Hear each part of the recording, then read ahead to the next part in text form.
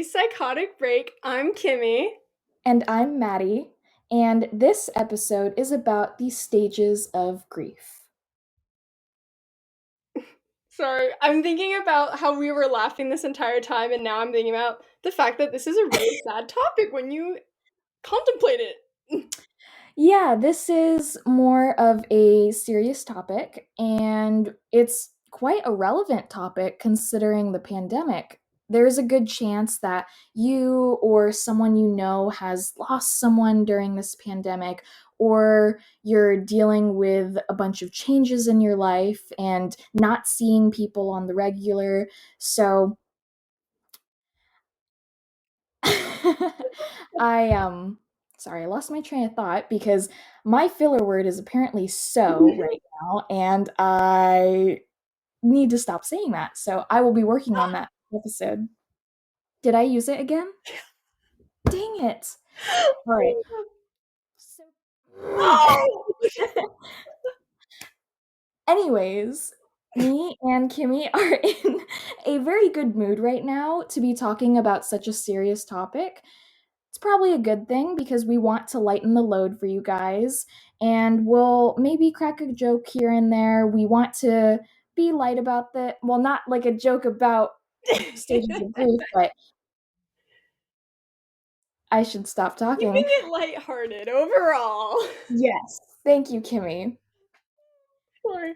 Okay, so sorry. This is gonna be very giggly introduction, but we will get there. So, you know what? I don't use it as much, so it's okay. Um, in my class, we talked about the stages of grief and why on every technical level we can apply this into our lives. And if you think about it, it has been already.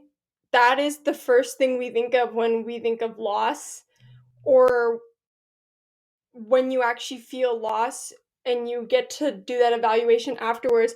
Did I go through these stages? Did I follow it? All of these things.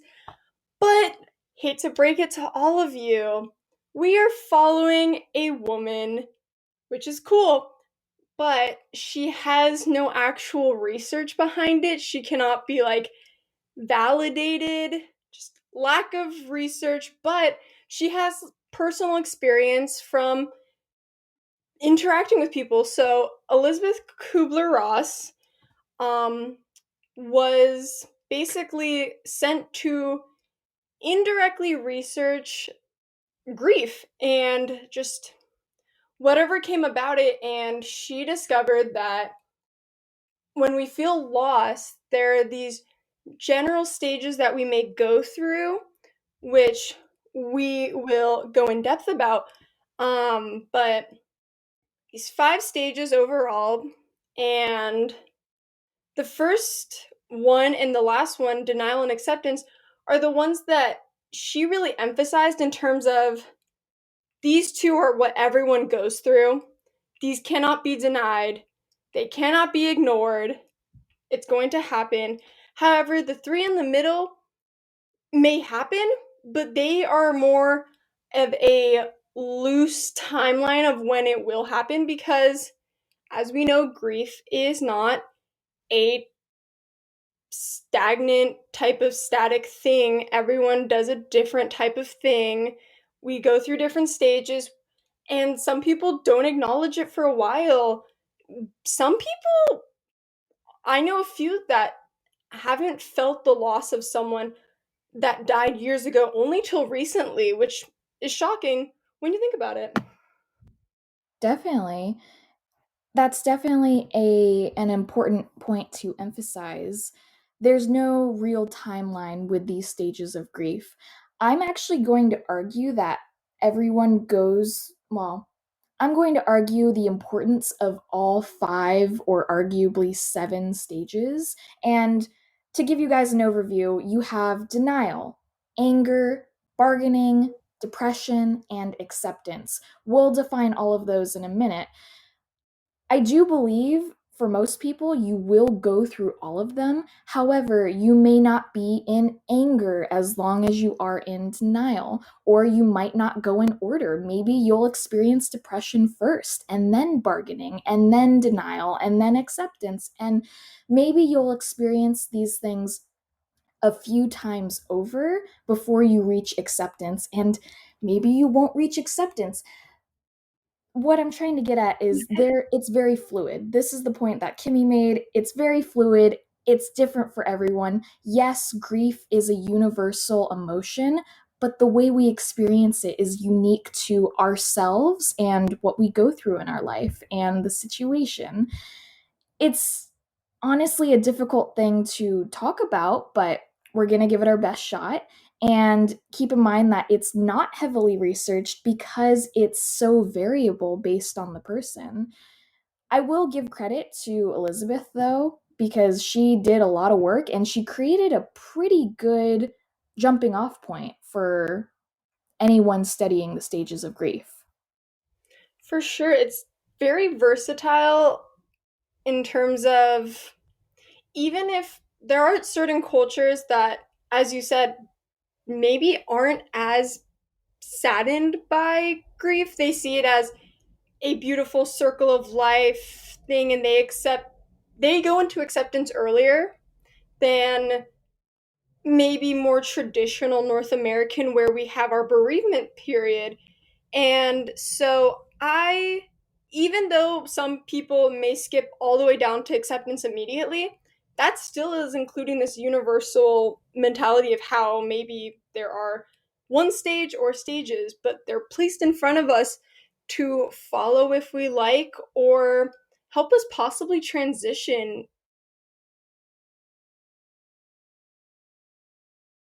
Oh, I was. Definitely. Yeah. I would like to go through each stage, and how about you define each stage as concisely as you can, and then I'll follow up and see if I have anything to add. Oh, okay. This one's gonna be a talking Kimmy day. Okay. Well, you're the expert technically right now because you took health psychology, so this is fresh in your brain. Facts. Okay. So the first one is denial. And so within that, it's this period where, if we're following it in this specific order, it's this feeling of this thing has not happened. You can go into different paths where you can be just in a period of shock and you're not going to acknowledge it. And that is basically denial. You're choosing to ignore that this thing has happened. This person is gone. This relationship is lost. Yeah. I agree with that. Two words come to mind when I think of denial, and that is shock and ignoring. Initial shock is you just not believing that this happened, right? It's Yeah. so you weren't expecting it, and when you're considering the loss of people, it really is an unnatural thing to lose people. You build these relationships with the idea of them being a part of your future, and then when they're not, that's hard to come to terms with, which is why you're experiencing that denial. And ignoring your pain is a really interesting point, and I think it is something that almost everyone goes through. I kind of had a revelation today when I was eating a chocolate chip cookie. Super random, but I was thinking about the times. I think it was the last time I had a chocolate chip cookie. I was grieving about something. I was experiencing something very sad. Someone had left my life and I was stress eating. And I realized in the moment today when I was eating a chocolate chip cookie that stress eating is a form of denial, which is interesting if you think about it, but here's why I believe that. Stress eating is you trying to consume something to make you feel better. Yeah. You are pushing in good thoughts and feelings and blatantly ignoring the other things in your life that are causing the pain. Therefore, you are ignoring your pain. Therefore, stress eating is denial. I mean, you're completely right. I've never thought about that. It's an unhealthy coping mechanism, but it has to be done because I do believe denial does need to happen. Maybe not through stress eating, but denial's supposed to be that very unhealthy stage for anyone. There's no proper way of denying something, but it's going to happen because I think most things that require grieving are shocking.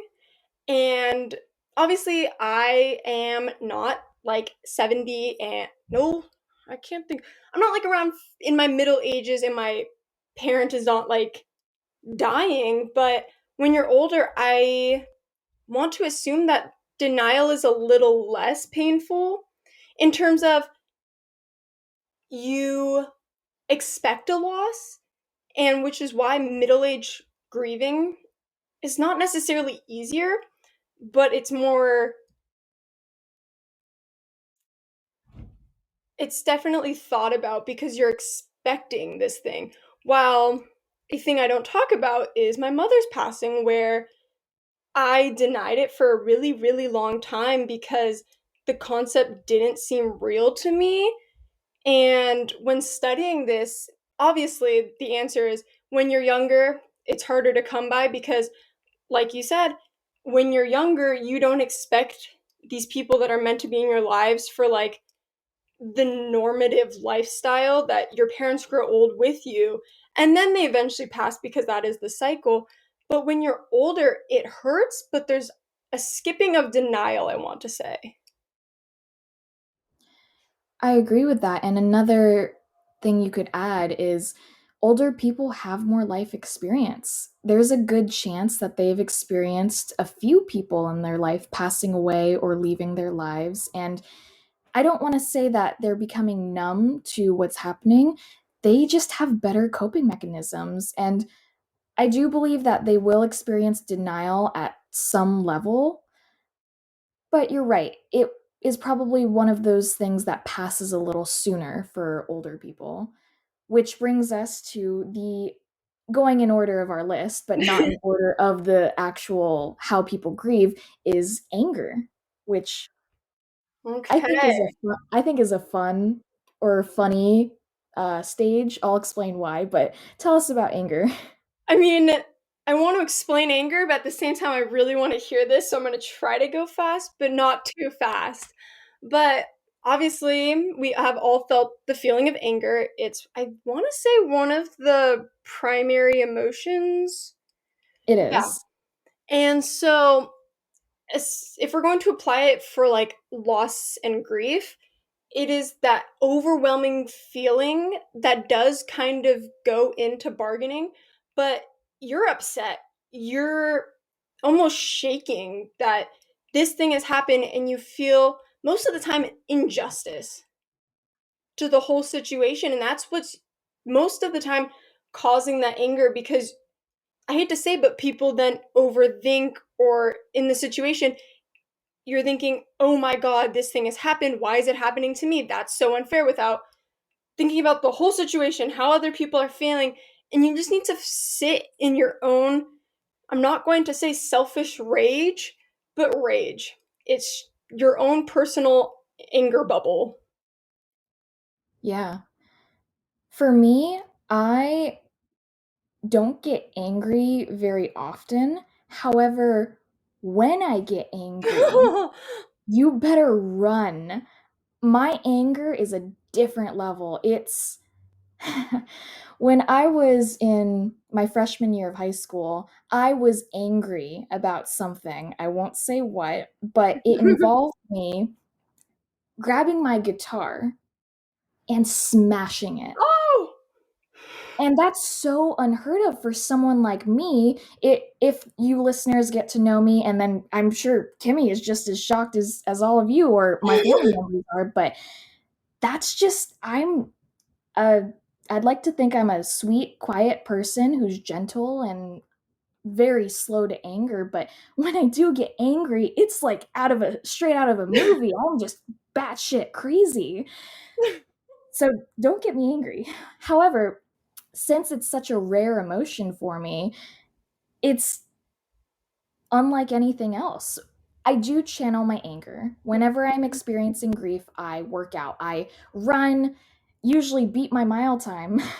And I lately I've been taking up kickboxing. So I've been upset about something for a few weeks now and I've been getting shredded at the gym because I'm channeling that anger. So I would say anger can be productive. And one thing I will say that makes anger almost beautiful is this is the first step of you addressing your emotions. Denial is the absolute worst thing for me. I it's just a pet peeve of mine. I want people to be able to address the things that are going on in their lives so they can better themselves as Yeah. people. Denial is the barrier that keeps them from doing that, but anger is a very crumbly bridge to get across that barrier. It's a good first step, in my opinion. Yeah, because without, almost like we said, acceptance maybe should be shifted up, because in order to feel anger, you need to almost accept that this thing has happened.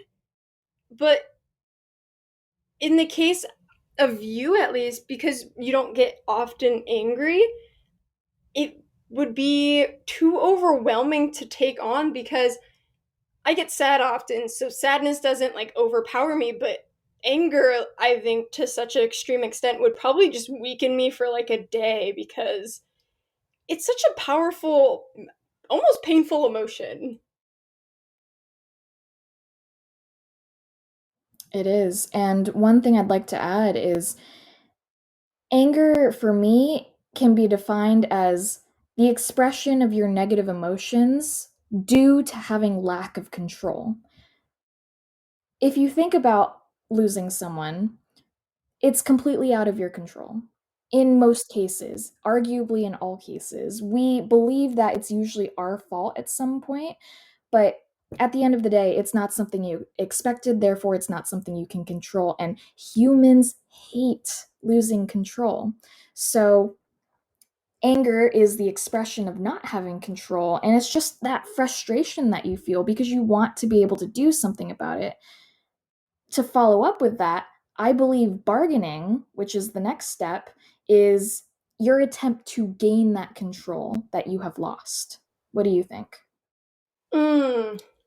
Let me explain bargaining, and then I'll explain why I don't necessarily agree with it, at least from personal experience. So, bargaining would be best said, you're arguing with someone, something doesn't need to actually exist, but you're arguing for, in the case of a loss of a human, you're arguing for their life back. You're arguing just anything that can come to mind, including why can't this person still exist? It's the whole concept of injustice, and you're trying to grasp at straws for something that, because you're not completely out of it, you're still arguing for that person's life, even though you're past denial to some extent. But that's why I would switch denial and anger. I mean, no, bargaining and anger, because if you're bargaining with some entity, you're not necessarily over it, and you won't get over it for a while, but you're pulling for something to happen. And so, in terms of bargaining being a concept of having control from, like, regaining control post the overwhelming anger, if you're begging, I wouldn't necessarily call that control, because then you realize, oh my god, I'm begging at something, and that puts you back into anger, because I'm begging for something that's not going to happen. It's not humanly possible. And then you get more upset with yourself, and you almost feel stupid, because you are partially acknowledging this thing is unchangeable. I am yelling at the void, and now I've remembered that this loss has happened, and then you feel sad again. It sounds like there can be a bit of a cycle here with bargaining, and anger. And that adds to our point that there's no strict timeline here, and you can experience multiple stages of grief and the different stages in different orders just from one event. Yeah. It's interesting that you say that bargaining isn't the attempt to gain control. And I can see your point there, but for me, I would say even begging is your attempt at changing something. Your act of begging is your expectation that the action can merit something, merit a response. In Oh, the case that you're begging for something that just can't happen, yeah, that would send you into a spiral of anger and bargaining over and over again until you do realize that you need to ask for something that can actually happen. that's a very valid point. I, it really depends on what your personal opinion is on the concept of pleading, begging, all of that, because obviously historically that is because you're trying to save your own life, and that's what I pictured as, and that is a very vulnerable and sad time. But coming from, I guess, the outsider trying to beg for a person, you almost feel stupid. And that's when I see begging as almost just this very sad pity plea. And in some cases, it is exactly that. Yeah. Well, we're about to get really sad up in here with the fourth one. Because let's assume you're too tired to be angry now. You've hit number four, straight up depression. It's, I would put this next to acceptance in terms of you're getting to the point where you're acknowledging this has happened. This is not going to be changed. It's irreversible. And you're stuck with that feeling of just awful loss. And there's no other way to really put it. Yeah, you put it so well. Depression should be right next to acceptance. And again, doesn't have to go in that order, although it typically does. I would say depression is acceptance without your ability to see the light at the end of the tunnel. Ooh, I really like that because I was picturing if I could reorder this and use multiple of the same word and put it in that repetitive thing, I would put depression, acceptance, depression, because you're going to accept it, but then you're going to go back into that hole because I feel like seeing the light takes a really long time. It does. And you might not be able to see the light every single day. Yeah.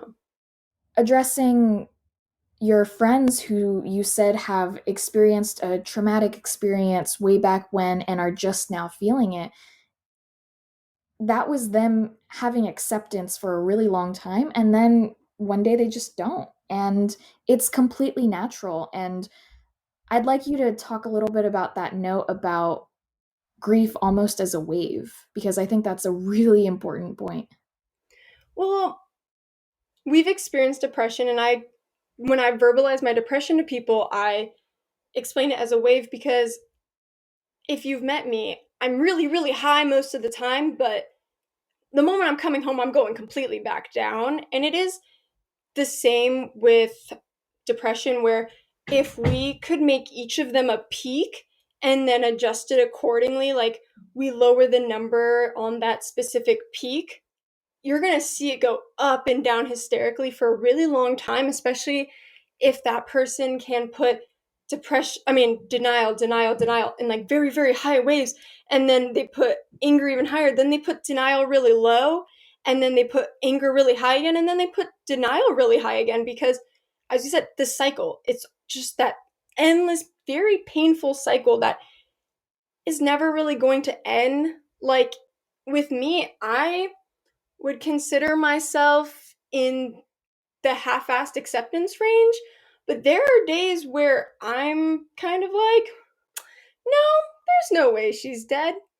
But then you have to put yourself back up there, and it's I have to admit, healthier to go into that state of depression, that state of shock, even if it's a year past, and then bring yourself right back into acceptance and almost mellowed out because you acknowledge that at some point being depressed all the time isn't going to benefit you personally because, as you said, that tunnel of light turns into the not necessarily happy, but the concept of happy memories and not viewing life as so sad or bleak or as like a complete injustice to yourself and that person. Right. The analogy of grief or even just all emotions as a wave is just a really amazing thing for me. I really do imagine a wave when I'm experiencing an emotion, and I someone once told me that you have to ride that wave all the way through. If you are starting to feel sad, don't do a bunch of things to ignore that sadness. Don't go partying and don't try to find happiness in food or sex or anything else like that.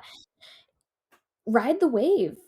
Be sad, listen to sad music, have that moment of sadness because, like a wave, it passes. And if you ride it all the way through, you'll be ready for the next wave. And whether you're looking at it like a wave or a roller coaster, at least I look at it as both. It's really kind of beautiful that our emotions work in that way because I know when I am starting to experience sadness, when I am experiencing the depression stage of grief, I know that what comes down must come up.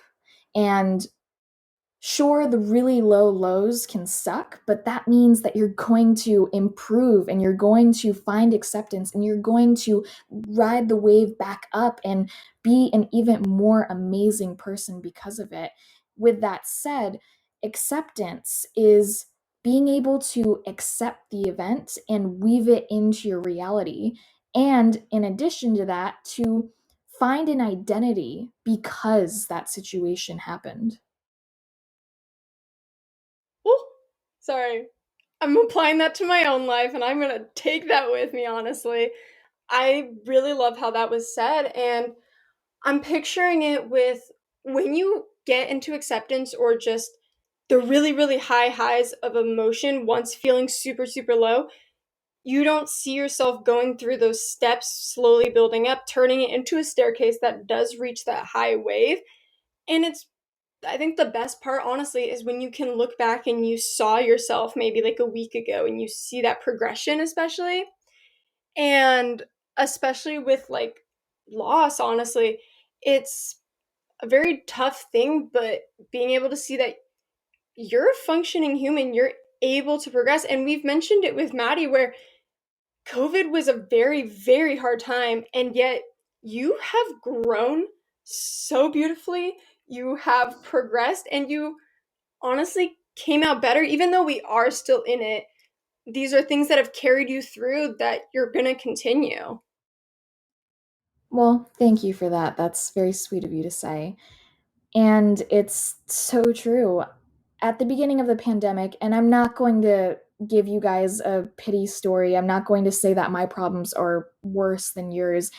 I do believe that everyone has a different threshold of pain. So my problems might be bad for me, and they might not be so bad for someone else. It really is variable. And I want to take a moment to validate whatever our listeners are feeling. If you're experiencing grief, it's valid. You have every reason to be experiencing what you're experiencing. The one piece of advice that I would give to the listeners is no matter what you're going through, it will get better. I know that's so cliche and you hate to hear it, but it really is true. Ride this wave and pretty soon you'll be flying. And acceptance doesn't always mean happiness. It could just be you building this new life, building this new person that you are. A lot of times it does lead to happiness, which is wonderful. So just keep that in mind. But for me, the pandemic was really bad. I lost a lot of people And the majority of the people I lost were people who left my life at that point of time, which is, Yeah. in my opinion, bad timing. But I lost two really important people in my life at the beginning of the pandemic.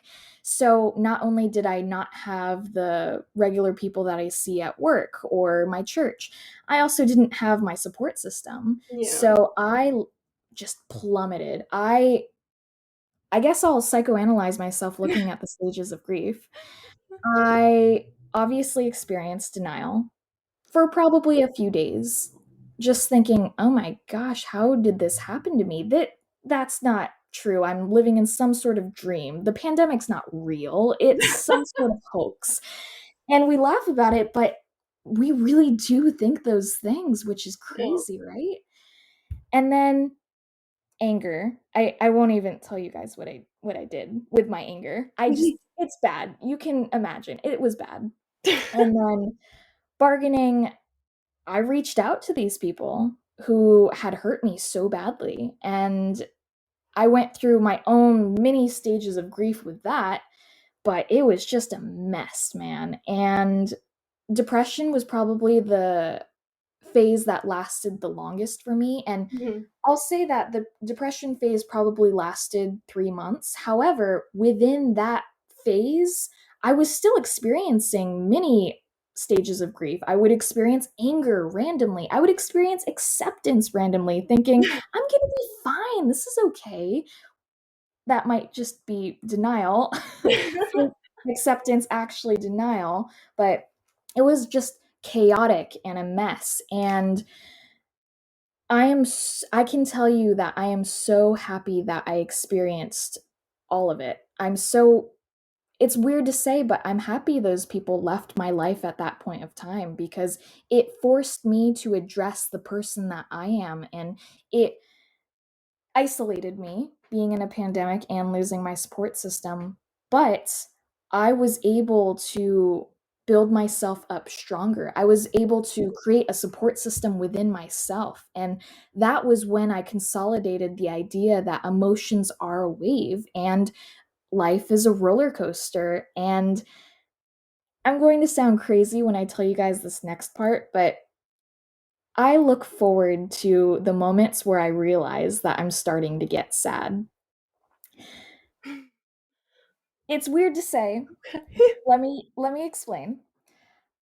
We all get sad, and sometimes it's without rhyme or reason. When I wake up and I realize that I'm sad, that I'm going to have a sad day, in the back of my mind, I'm kind of excited for it because I know that once I deal with my sadness, once I Yeah. feel this sadness, there is a light at the end of the tunnel, whether I can see it right now or not.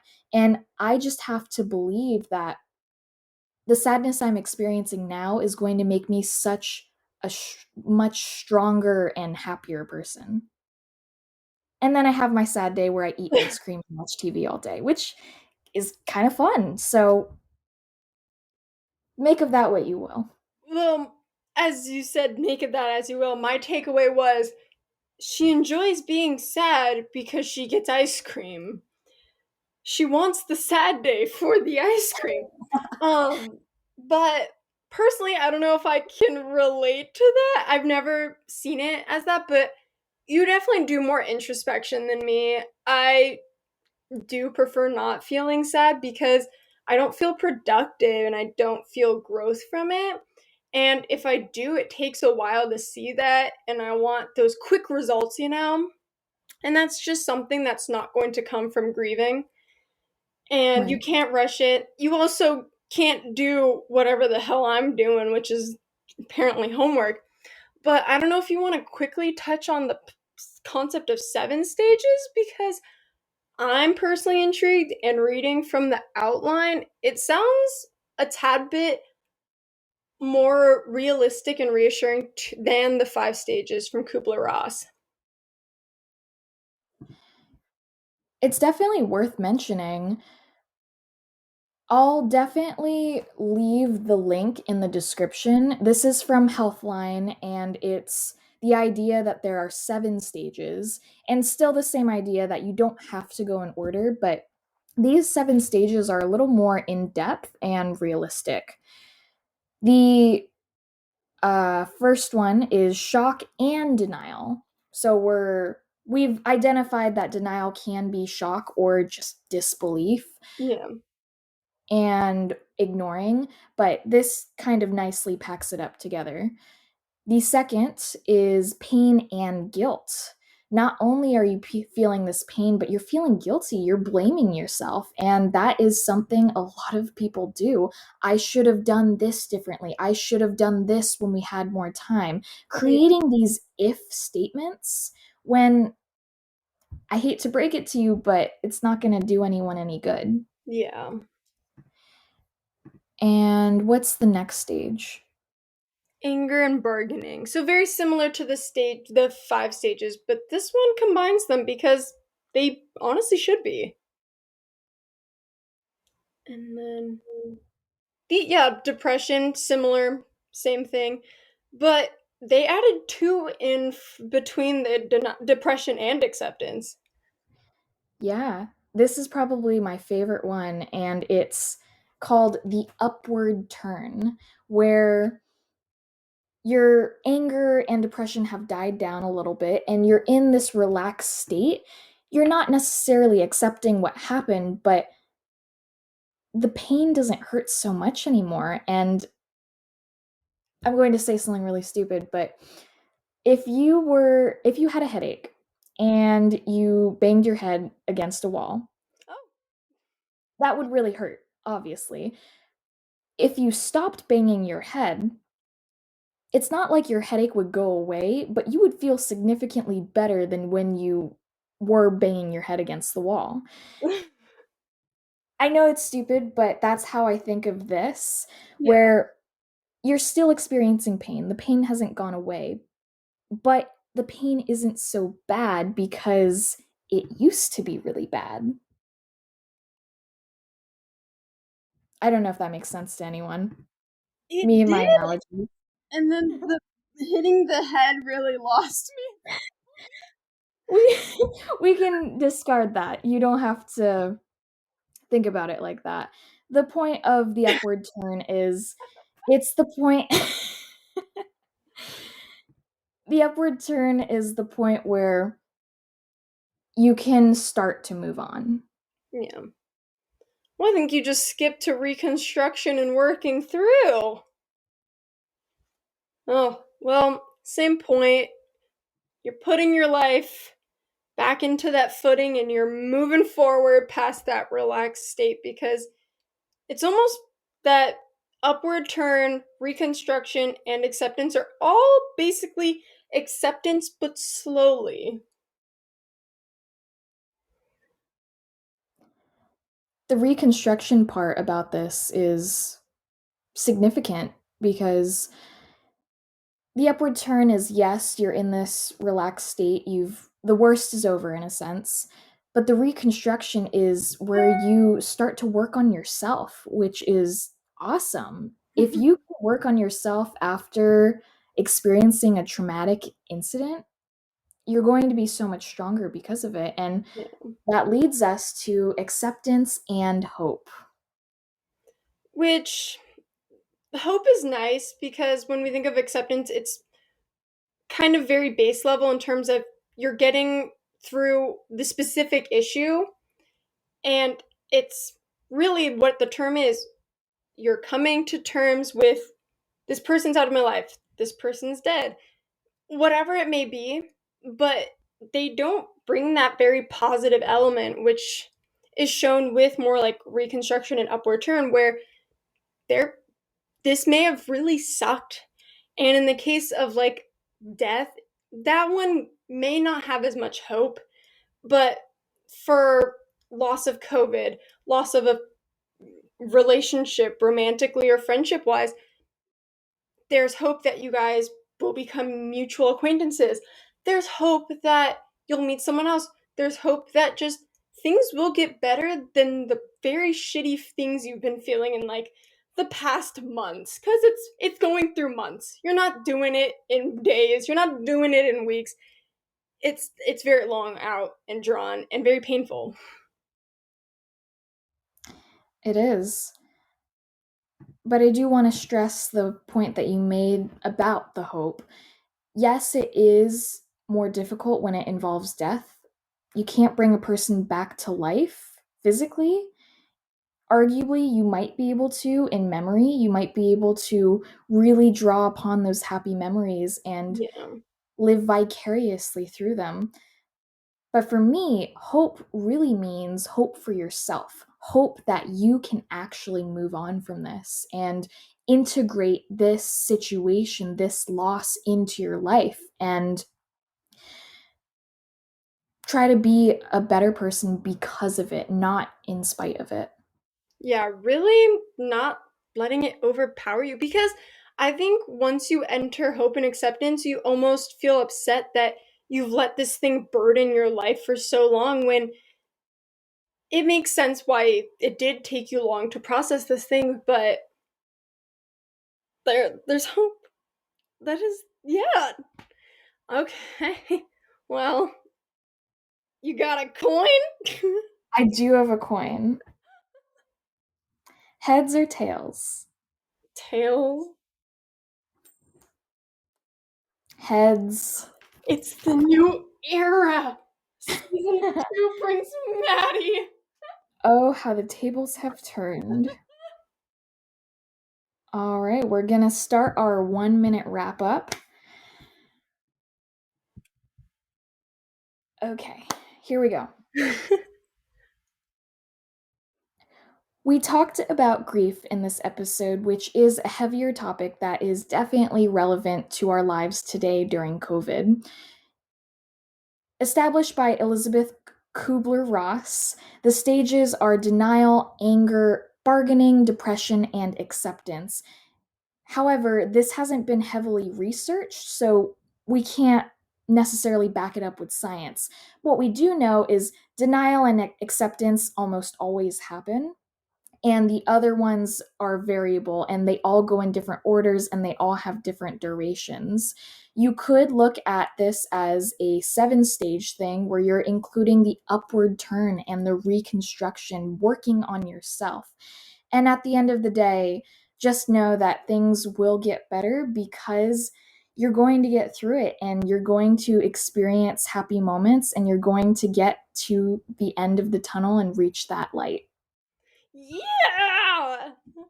Positivity! Yes, gotta end it positive because, yes, this is a heavier topic. Yes, we don't want it to be a downer for you guys, but we want to be realistic with you. You're going to experience grief at some point in your life, and we don't want you to go through denial. We don't want you to just ignore these feelings. We hope that you can gain a little insight from this episode and know that, yes, it does suck.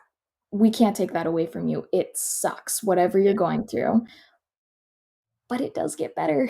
I hate being that person again to say that, but it really does get better. And the moment you address that, the moment you can label your emotions and ride these waves, Mhm. the better off you'll be. Oh, I love when Maddie ends it. Just like with like a sweet monologue to the people as like a true like life lesson. It's almost like Ned's Declassified for middle schoolers, but the ending moral of every podcast from Maddie. So, with that, as my first time doing the goodbye part, thank you so much for listening. We are very sorry if this has upset you, but I'm picturing it out as a neutral thing post Psychobabble, which was really casual and fun. So we brought you down, and then we'll bring you back up, or maybe something very just calm overall, very like normal from us.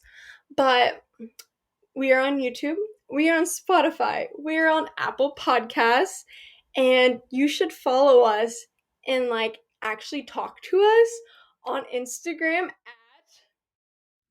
The Psychotic Break .pod. yes. And I'm so sorry to the people. Well, I'm Kimmy. And I'm Maddie. Thanks again. Bye.